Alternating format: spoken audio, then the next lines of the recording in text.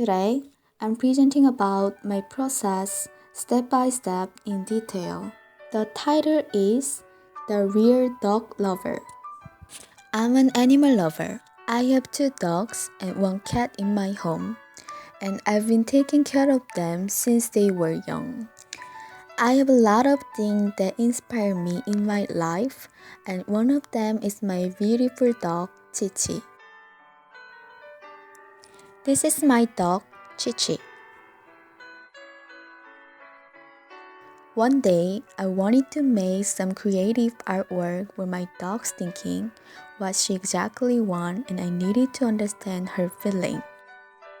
Making my fantastic photograph, Chichi, was an enjoyable process inspired by communicating with human and animal from my own experience and taking care of my pets in my life. When my dog was young, I tried to train her to collect bad habits. Perhaps she couldn't understand what I was saying, but I just kept doing conversation with her every moment with some efforts to tell her, such as be gentle, stop it, stay there, and wait for a second. Even though she didn't want to do it, she didn't have any other choice. So she had to do it. When I pushed her in her hard training, she sighed or groaned to me sometimes. At that time, I realized that I needed to understand her feeling because dogs have ability to express what they want to do, even they can't speaking. So I decided to appear my dog looks human in this photography, and I needed to communicate with true love. I made some materials not only to look her as a human, but also to look her as a dog. The reason why I love my dog, so I need to respect them. My goal was dogs have emotion and feeling same as human. So I wanted to reflect her feeling and emotion about that kind of first moment, so that her feeling is, really? Is that what you want? But I don't think I like doing this. Taking this photography was an exciting process. I spent 4 hours making this artwork. At first, I tried to set up the perfect environment in my room. I bought a black cotton fabric and I made black background using it because I thought if the background is dark, the viewer will be attracted to lighter area, which is the focal point. And then I put the light source using my two of desk lamps on my dogs in front and left side. I thought the direction of light is very important to set up the tone for the image. Second, I made a tiny head using my sewing machine. This was the most challenging part of the process.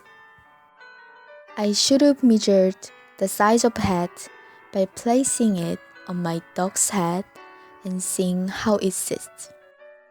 I made a cone paper template over the fabric and cut out the cone shape. And then I needed to design a chin band to keep the head in place. I found a piece of flexible and comfortable elastic to use as a band. Also, I sewed head strap to the inside of each end of head. The next step was I made a small wig from one of my Halloween costumes. I cut up some pieces of wig and using a sewing machine, I attached wig to the tiny head. It was an enjoyable process to make creative material for my dog. Finally, she wore all lovely stuff, which is her wig hat, a bow tie, and I put the toy on her side, and she could have done this photography. I think my design process was challenging to make adorable photography of my lovely dog. I combined human being to my dog, and I wanted to represent the relationship between dog and human. From this project, I could understand her feeling and emotion, but she might look like entertainer or looks little bit weird to other people. If I had been more carefully making the accessory, she could have looked more professional. In my opinion, the best part of this photography is her facial expression, that people understand what her feeling was. So I realized that I inspired by my dogs many times when I take care of them. And I love doing this communication with my pet, so I could have made my work successfully. Thanks for watching this. Bye bye.